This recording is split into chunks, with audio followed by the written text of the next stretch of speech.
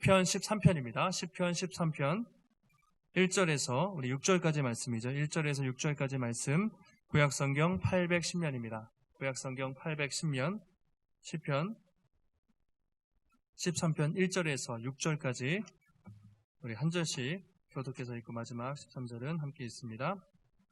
여호와여, 어느 때까지니이까? 나를 영원히 잊으시나이까? 주의 얼굴을 나에게서 어느 때까지 숨기시겠나이까? 범민하고 종일토록 마음에 근심하기를 어느 때까지 하오며, 내 원수가 나를 치며 자랑하기를 어느 때까지 하리이까?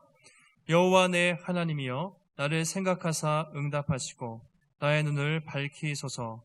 두렵건대 내가 사망의 잠을 잘까 하오며, 나의 원수가 이르기를 내가 그를 이겼다 할까 하오며, 내가 흔들릴 때 나의 대적들이 기뻐할까 하나이다.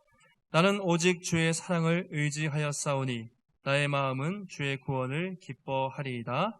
내가 여호와를 찬송하리니 이는 주께서 내게 은덕을 베푸심이로다. 아멘. 예, 오늘 5월 셋째 주일이죠. 잘 나오셨는데 옆에 보시고 눈인사로 인사하겠습니다. 잘 나오셨습니다. 예, 잘 나오셨습니다. 반갑습니다. 이렇게 저희가 또 예배를 그래도 드릴 수 있어서 감사한데요. 시편 오늘 13편 1절에서 6절까지 우리 함께 말씀을 나누겠습니다. 자, 우리가 살면서 기다림, 무언가를 참 많이 기다리는 일들이 많습니다. 그래서 인생은 기다림의 연속이다, 이런 말도 많이 하는데요. 무엇을 간절히 기다린다고 할 때 우리가 사자성어로 쓰는 표현 중에 학수고대하다, 이런 표현이 있습니다. 학수고대하다. 무슨 말이냐면 학이 머리를 길게 목을 빼고 무언가 간절히 기다린다 할 때 우리가 학수고대하다라는 말을 씁니다. 학이 머리도 길고 다리도 길고 부리도 있는데 왜 그렇게 간절히 학이 그렇게 머리를 빼고 기다릴까 하면서 우리가 우리말로는 이제 목이 빠지게 기다린다, 뭔가 목 빠지게 기다린다, 이렇게도 표현을 하죠. 여러분은 무엇을 그렇게 학수고대하면서 간절히 기다려보신 일이 있습니까? 이제 어릴 때 저도 부모님이 어디 나갔다가 선물을 사온다, 뭘 사온다 그러면 부모님이 또 뭘 사올까 이렇게 기다려보기도 하고, 지난주에 저희 교회 형제 중에 이제 군대에 갔는데 군대 간 친구들은, 형제들은 어떤 걸 기다립니까? 가장?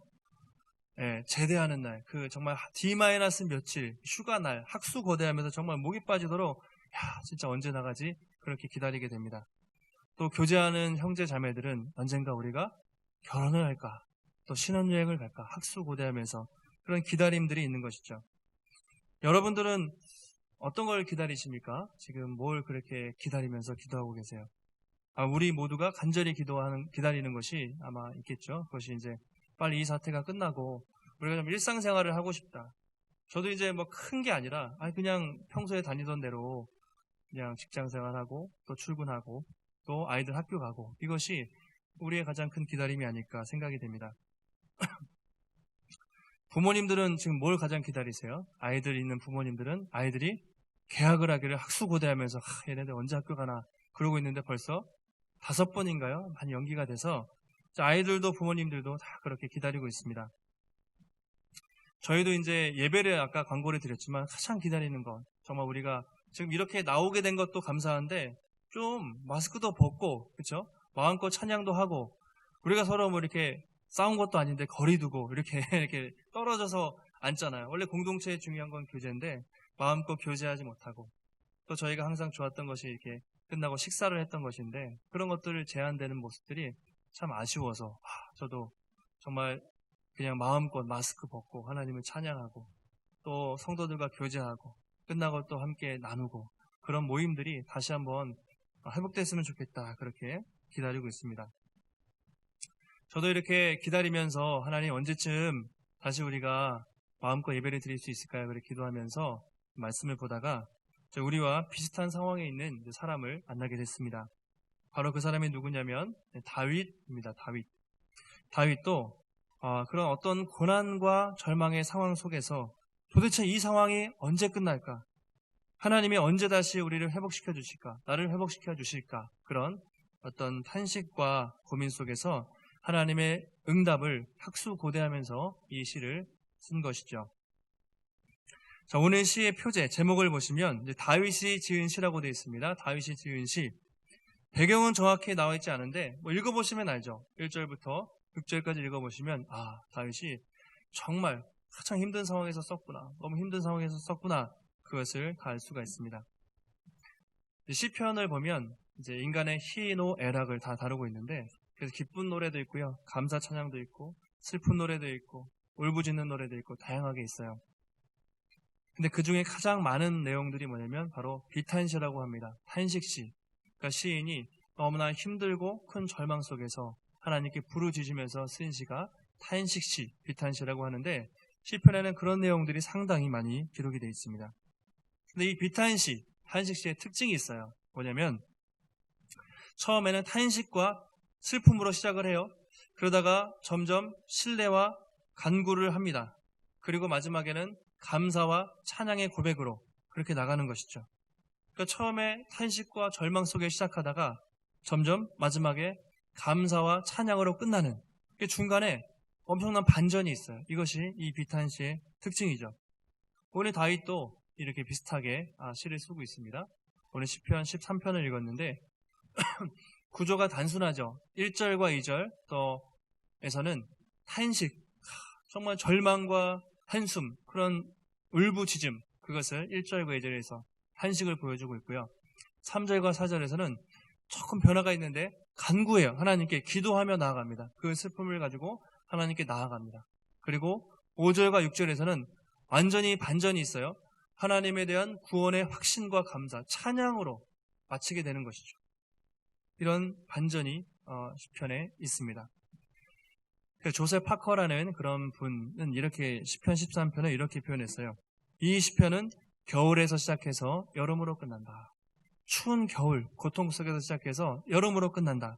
슬픔에 침울한 어조로 시작했다가 환희에 찬 찬양으로 마친다. 그렇게 시편 13편을 표현을 했습니다. 그럼 우리가 이제 살펴볼 건 이거죠. 다윗도 동일하게 어렵게 시작했는데 그는 어떻게 찬양과 감사로 마칠 수 있었는가? 그것은 우리가 어떤 의미가 있는가? 어떤 교훈을 주는가? 그것을 한번 살펴보도록 하겠습니다. 먼저 1절과 2절을 보시면 하나님께 간절히 호소해요. 부르짖고 있습니다. 우리 1절과 2절 말씀 함께 있습니다. 시작. 여호와여 어느 때까지니까 나를 영원히 잊으시나이까? 주의 얼굴을 나에게서 어느 때까지 숨기시겠나이까? 영원히 번민하고 종일토록 마음에 근심하기를 어느 때까지 하오며 내 원수가 나를 치며 자랑하기를 어느 때까지 하리이까? 오늘 시에서 가장 많이 반복되는 표현이 있죠. 무엇입니까? 그것이 어느 때까지니까? 아드 아나 이렇게 히브리어로 되어 있고 영어로 how long, 얼마나 길게, 언제까지 제가 이렇게 힘들어야 합니까? 총 4번이 있습니다. 1절에 2번, 2절에 2번씩. 근데 이 어느 때까지입니까? 이 한 절에 다윗의 모든 심경이 다 표현이 되어 있죠. 어느 때까지 나를 하나님 잊으시겠습니까? 어느 때까지 주의 얼굴을 숨기시겠습니까? 어느 때까지 내가 번민하고 걱정해야 됩니까? 어느 때까지 원수가 나를 치며 자랑하기를 할 것입니까? 그렇게 계속해서 어느 때까지, 이 고통이 언제까지 계속되어야 합니까? 하나님 앞에 간절히 부르짖고 있습니다. 근데 이제 배경이 잘 나와 있진 않아요. 그래서 다양하게 학자들이 말하는데 대부분은 이것을 다윗이 사울의 추적을 피해서 도망 다닐 때 광야에서 지은 시로 많이 보고 있습니다. 그러니까 10년이 넘게 오랫동안 자기는 왕으로 기름 부음을 받았는데 왕으로 세워지기는커녕 사울이 자기를 죽이려고 계속 쫓아옵니다. 도망갈 것이 없이 광야에서 전전하면서 몸과 마음이 지쳐가면서 내가 언제까지 이렇게 살아야 되나? 하나님, 내가 언제까지 이렇게 살아야 됩니까? 라고 부르짖는 시가 오늘 바로 시인 것이죠. 자, 1절 다시 보시면 뭐라고 하냐면 여호와여 나를 영원히 잊으시나이까? 그렇게 얘기해요. 여호와여 주의 얼굴을 어느 때까지 숨기시겠나이까? 다윗에게 가장 힘들었던 건 이것입니다. 하나님이 나를 잊으신 것이 아닌가? 내가 힘든 건 그렇다고 쳐도 내가 기도하는데 당장 답이 없어요. 하나님이 나를 잊으셨나? 하나님이 내게 얼굴을 숨기셨나? 그런 것이죠. 부르짖어도 대답이 없는 하나님, 응답 없는 하나님을 보면서 그런 하나님의 침묵, 하나님의 대답 없음을 보면서 다윗이 하나님 너무 힘들다고 부르짖고 있습니다. 2절에서도 비슷하게 말하고 있죠. 나의 영혼이 번민하고 종일토록 근심을 하는데 언제까지 해야겠습니까? 내 원수가 나를 치고 자랑하는데 이것도 언제까지 해야겠습니까? 아마 광야에 다니면서 마음을 나눌 사람이 없잖아요. 혼자 있으면 외롭죠. 정말 많이 우울했던 것 같아요. 하루 종일 번민하고 종일토록 근심하고 또 원수가 자기를 공격을 해요. 자기는 이렇게 억울하게 살고 있는데 원수들은 더 잘 돼요. 그러면서 막 다윗을 욕하면서 자랑을 하는 것이죠. 그러면서 점점 그 마음이 더 힘들어지는 것이죠. 여러분들도 아마 이런 상황들을 느껴보신 적이 있습니까? 상황이 너무 힘들고 어려운데 그거는 그렇다고 쳐도 기도를 하는데 하나님의 응답이 없어요. 당장 대답이 없고 오랫동안 침묵하시는 것 같고 하나님 왜 대답을 안 하십니까? 이런 상황들이 우리 삶에 많이 찾아올 수가 있다는 것이죠. 아마 요즘에 이런 상황에서 어려운 시국에서 더 그런 분들이 많지 않을까. 안 그래도 우리가 참 사는 것이 어려운데 경제적으로 더 어려워지고 또 아무리 기도해도 건강이 계속 좋지 않고 또 자녀들이 길이 풀리지 않고 반복해서 저 가정은 하나님 왜 안 풀어주시지? 제가 생각해도 그런 계속 기도하고 열심히 살아가고 있는데 풀리지 않는 어려움 속에 또 신음하는 그런 성도들이 많이 있다는 것이죠. 근데 문제는 이제 TV나 뉴스를 보시면 전망이 더 어둡잖아요. 앞으로 경제 성장률은 더 마이너스를 기록할 것이다. 앞으로 실업자는 늘어갈 것이다. 그렇죠? 아직 위기가 시작이 아니다. 2차, 3차 계속 유행될 수 있다. 그런 이야기들을 계속 우리에게 들려오고 있습니다. 지난주에 질병관리본부장 항상 브리핑을 하시잖아요. 머리가 많이 하얗게 셀 정도로 그렇게 고생을 하고 있는데 이렇게 브리핑을 하면서 이렇게 얘기했죠. 이게 이 코로나가 잔인한 바이러스다. 이렇게 얘기를 했어요. 왜냐하면 내가 감염되면 나와 가장 가까운 사람에게 또 감염을 시키고 또 2차, 3차 감염을 통해서 공동체 전체를 감염시키기 때문에 이게 잔인한 바이러스다. 이런 표현을 썼거든요. 근데 정말 우리가 생각해보면 정말 잔인한 시간들을 그렇죠? 계절을 우리가 보고 있습니다. 요즘에 뉴스에 보니까 또 같이 살다 보니까 부부끼리 불화가 있어서 이혼 소송도 많고 가정폭력 온갖 그런 일들이 넘친다고 해요. 그러니까 이런 상황들만 보면 한숨만 나오는 상황 속에서 우리가 살고 있는 것이죠. 사람들이 어떻게 합니까? 대부분의 사람들은 힘들어하거나 좌절합니다. 또는 하나님을 원망합니다. 나름대로 인간적인 방법을 찾고 있죠. 근데 중요한 건 우리는 그러면 안 되잖아요. 우리는 그럼 어떻게 살아야 되는가? 이런 상황에서 우리가 어떻게 흔들리지 않고 믿음을 지킬 수 있을까? 이게 우리의 고민인데 오늘 다윗이 이런 점에서 우리에게 위로와 희망을 주고 있습니다. 3절과 4절을 보시면 이렇게 돼 있어요. 3절과 4절에 슬픔을 토로하면서 하나님께 간구하며 나아가고 있는데 3절 말씀 한번 읽어보시겠습니다. 시작. 여호와 내 하나님이여 나를 생각하사 응답하시고 나의 눈을 밝히소서. 두렵건대 내가 사망의 잠을 잘까 하오며. 여호와 나의 하나님이여. 자, 이게 중요합니다. 기도하는데 여호와 나의 하나님이여 그렇게 부르고 있습니다. 처음에 다윗이 1절에서 뭐라고 불렀죠? 여호와여 그렇게 불렀어요. 근데 여기서는 여호와 나의 하나님이여 그렇게 부르고 있습니다. 나의 하나님이라고 부르고 있어요. 이게 중요한 변화입니다. 기도하다가 지금 환경 상황은 바뀌지 않았는데 하나님에 대한 태도가 바뀌었어요. 처음에는 그냥 막연하게 하나님이었는데 지금은 기도하면서 나의 하나님, 그냥 하나님이 아니라 나의 하나님이시여 그렇게 말하고 있습니다. 하나님은 나의 기도를 들으시는 분이지. 하나님은 내가 고난에 빠졌을 때 나를 구원해 주셨고 지금도 함께 하시는 분이야. 그래서 나의 하나님이여 그렇게 부르고 있습니다. 그러면서 뭐라고 하냐면 나를 생각하사 응답하시고. 자, 나를 생각해달라는 건요, 나를 보다, 나를 막 주목해달라는 얘기거든요. 주목해달라. 그러니까 다윗은 환경보다 하나님이 나를 좀 주목해 주십시오. 내가 이렇게 기도하고 있지 않습니까? 나를 봐주십시오. 그렇게 말하고 있습니다. 그러면서 나의 눈을 밝히소서 이렇게 얘기하고 있죠. 이게 중요하죠. 나의 눈을 밝히소서. 너무 힘드니까 자기가 영적으로 눈이 가려지는 걸 느꼈어요. 내가 정말 이러다가 하나님 원망할 수도 있겠다. 내 믿음이 흔들릴 수도 있겠다 싶어서 하나님 나의 눈을 밝혀주십시오. 지금도 하나님이 나와 함께 하시다는 영적인 눈을 뜨게 해주십시오. 이렇게 다윗이 기도를 했던 것이죠.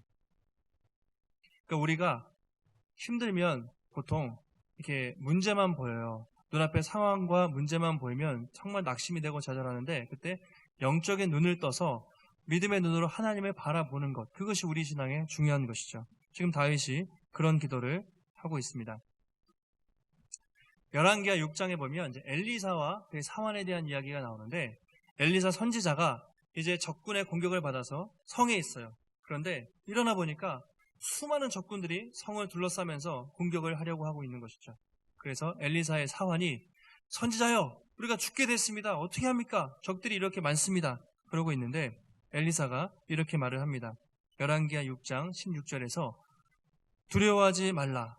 우리와 함께한 자가 그들과 함께한 자보다 많으니라. 그러니까 두려워하지 말라는 것이죠. 우리와 함께한 사람이 그들과 함께한 자보다 많다.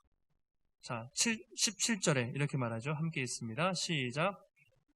이르되 여호와여, 원하건대 그의 눈을 열어서 보게 하옵소서 하니, 여호와께서 그 청년의 눈을 여심해 그가 보니 불말과 불병거가 산에 가득하여 엘리사를 둘렀더라.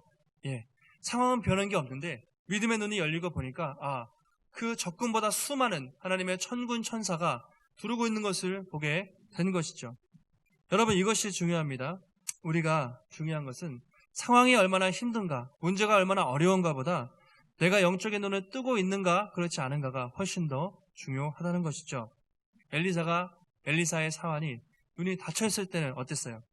수많은 적들밖에 안 보였습니다. 문제와 상황밖에 안 보였어요. 그런데 기도했을 때, 믿음의 눈이 열렸을 때 하나님의 천사들이, 수많은 불말과 불병거들이 그들을 둘러싸고 있는 것을 보게 된 것이죠. 그래서 우리가 아무리 힘들어도 기억해야 될 것은 모든 상황 속에서 하나님이 함께 하신다. 믿음의 눈을 들어서 하나님을 바라보는 것, 우리 영혼을 확정하고 하나님을 바라보는 것이 중요하다는 것이죠.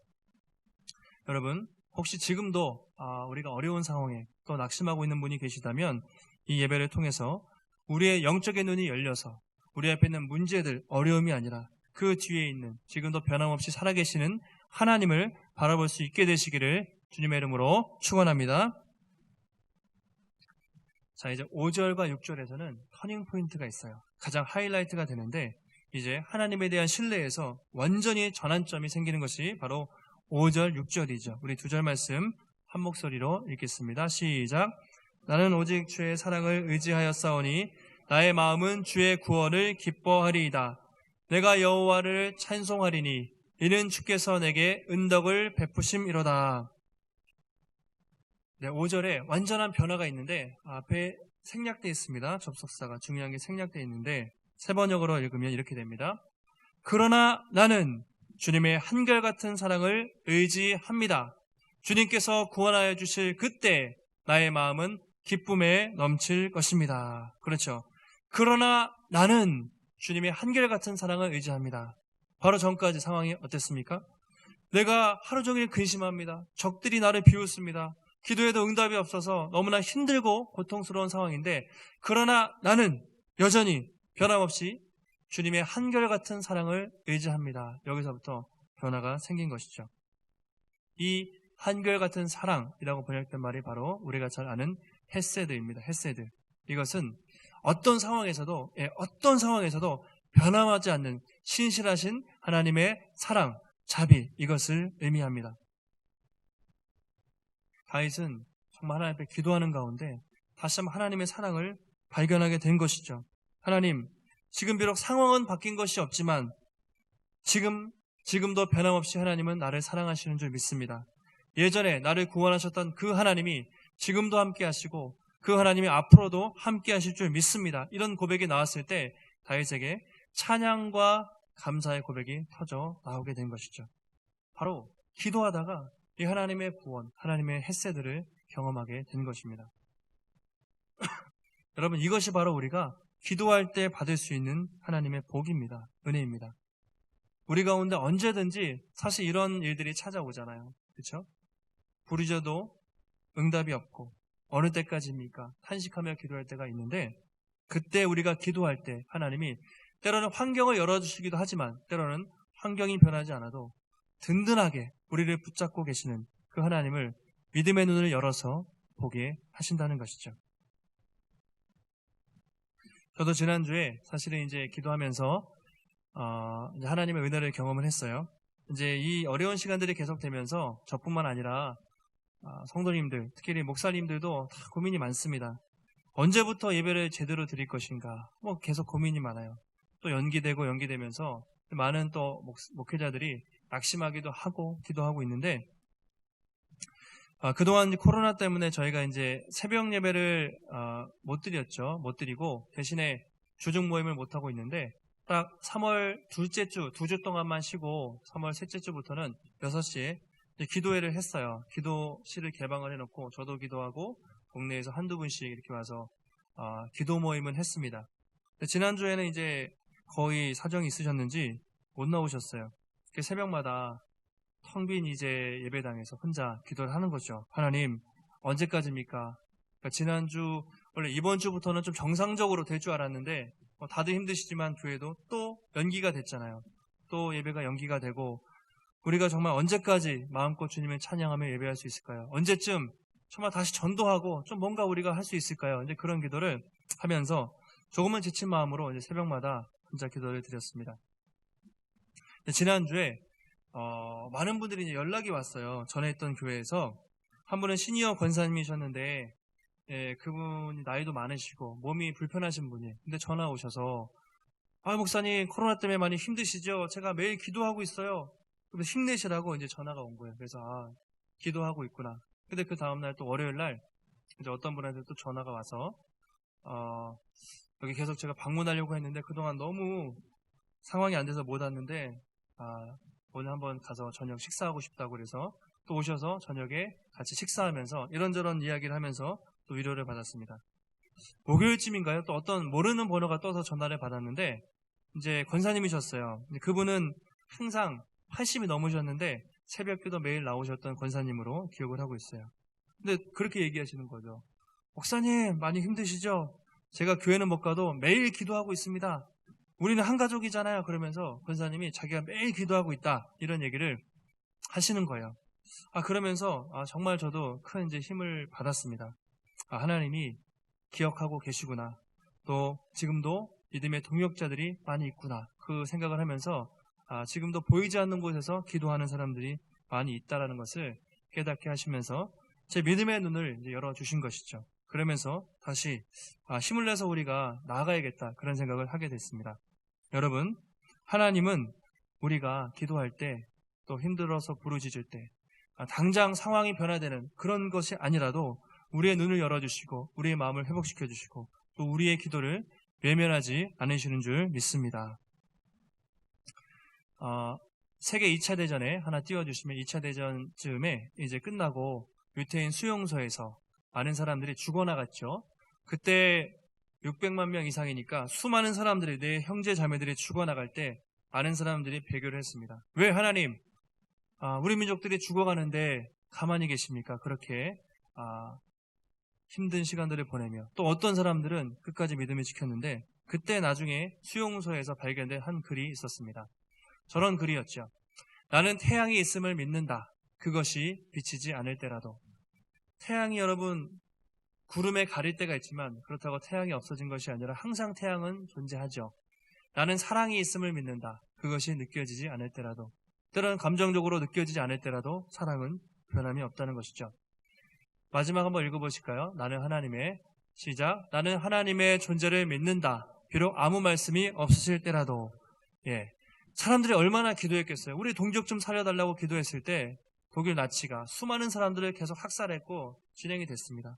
그러나 그 사람들은 그 속에도 하나님이 아무 말씀이 없지만 하나님은 여전히 존재하신다. 우리가 다 이해할 수 없지만 하나님은 살아계신다. 그렇게 끝까지 믿음으로 그렇게 견뎠던 신앙의 사람들을 볼 수가 있습니다. 여러분 우리가 살다 보면 이런 일들이 생기죠. 고통스러운 상황이 찾아오고 더 힘든 건 하나님이 답이 없으실 때 우리 마음이 낙심이 될 때가 있습니다. 그때마다 여러분 우리가 꼭 기억해야 될 것은 예수님, 우리보다 앞서서 이 고통을 겪으신 예수님을 기억하시기를 바라요. 예수님이 십자가 위에 달리실 때 어떤 고통을 당하셨습니까? 하나님께 버림받는 고통, 그 고통을 당하셨어요. 예수님이 십자가 위에서 뭐라고 하셨죠? 나의 하나님, 어찌하여 나를 버리시나이까? 그렇게 외치셨어요. 그것은 예수님이 하나님께 버림받았던 겁니다. 예수님이 사실은 살려달라고 하고 싶으셨겠죠. 나의 하나님, 왜 나를 버리시나이까? 그렇게 하실 때 하나님이 살려주셨습니까? 십자가에서 내리게 하셨습니까? 아니죠. 외면하셨습니다. 그리고 죽게 내버려 두셨어요. 하나님의 침묵을 경험하셨습니다. 너무나 고통스러우셨죠. 하지만 그렇게 끝나지 않고 3일 만에 사망 권세 이기시고 부활하심으로 하늘보좌에 올라가서 지금은 뭐 하시죠? 우리처럼 우리가 고통당하고 힘들 때 우리를 위해서 간구하시고 기도하시는 분이 바로 예수님이라고 말하고 있습니다. 히브리서 2장 18절에 마지막으로 우리 한 절 읽고 마칩니다. 히브리서 2장 18절 말씀 함께 읽습니다. 시작.